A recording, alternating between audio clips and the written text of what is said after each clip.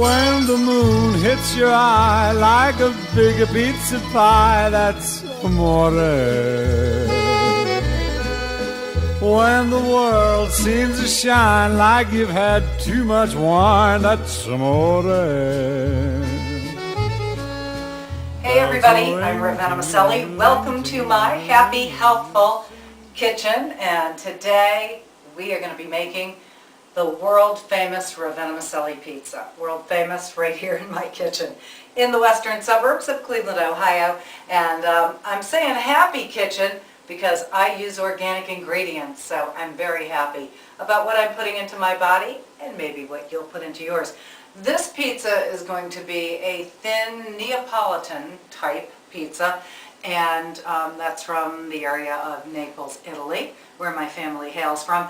And it's going to be an organic green pizza, and I'm going to use the greens, which will be oregano and parsley from my organic garden. So let's get started. All right, so the ingredients I'm using are yeast, active dry, and I keep this refrigerated. So one package, it's a couple of tablespoons, and then this is the first thing that I put into the bread machine. That's why it's easy. You know, when I was a kid, my Aunt Angie and my Nona Rosaria, they would be kneading the dough, and I've kneaded dough as well, but that's a little more labor intensive.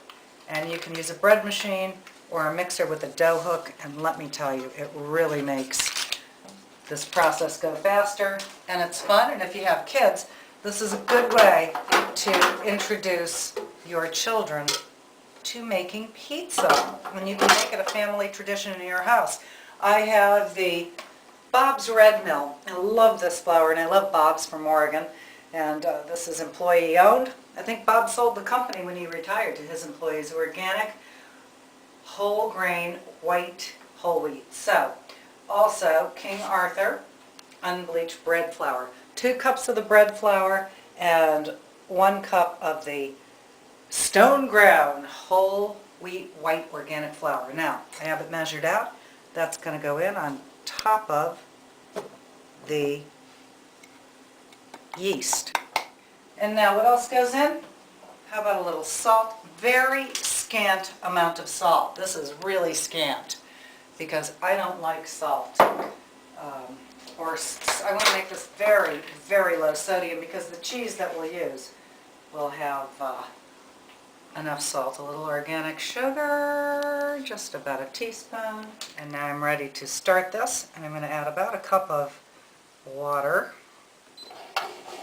Here we go.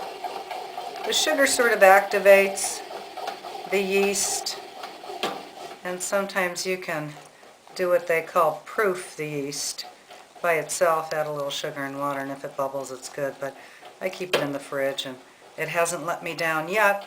I'm also going to add some cold pressed 100% Italian organic olive oil. I'm eyeballing this. It's about a tablespoon. I'm going to be generous. Now let's let the bread machine do all the work, and that's going to be about 50 minutes, and then I leave it in another 10 so it'll rise in the heat. All right. Time to get the organic herbs from the garden, so let's go. It's going to be oregano and parsley. Oh my God, I'm going to move over to here. It's spring, so the stems on the parsley and the oregano are very soft. They haven't gotten woody, so I'm using those too. This will constitute a very rustic Neapolitan pizza. And the colors of the Italian flag. I'm going to use this cornmeal to roll the dough on because then it won't stick to the marble board. And now I am ready to unveil the pizza dough. Oh, look, it's puffing out of the basket. Very nice. This looks like it's going to be a nice dough. And, oh, it is. It's nice. It's on the wet side. Let me taste. Oh, it's a good yeasty dough. Oh, this is gorgeous. It's a super light consistency. Very light. Oh my goodness. If we were in Naples, the master pizza makers would be stretching this and throwing it up in the air.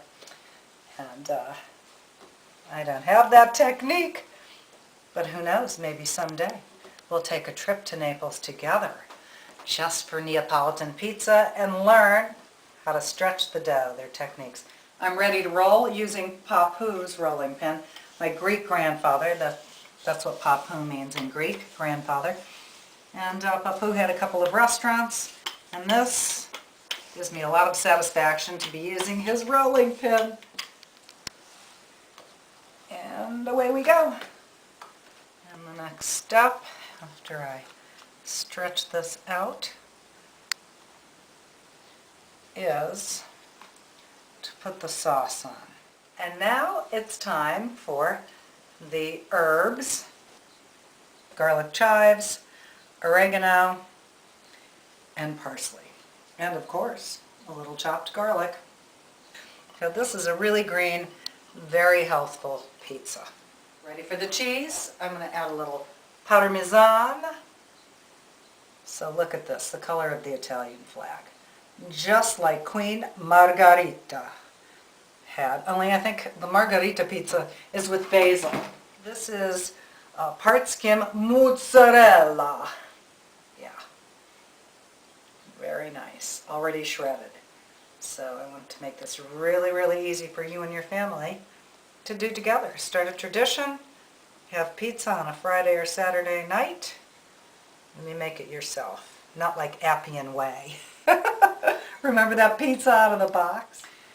And here we go, a little organic olive oil, cold pressed Italian, extra virgin. And now another dream of mine is a wood-fired brick oven.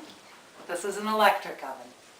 Works just as well. All right, the pizza's in the oven at 425, between 425 and 450 on the bottom shelf. After about 10 minutes, I'm going to raise it up one shelf so it won't burn the bottom of the crust. Ah, that moon in the sky is a big pizza pie, hitting me right in the eye. And this pizza is gorgeous, bubbling and ready. Can you see the bubbling? Oh, it's good. And look at that, slides right off the cookie sheet. And now I cut with Papu's knife from the restaurant.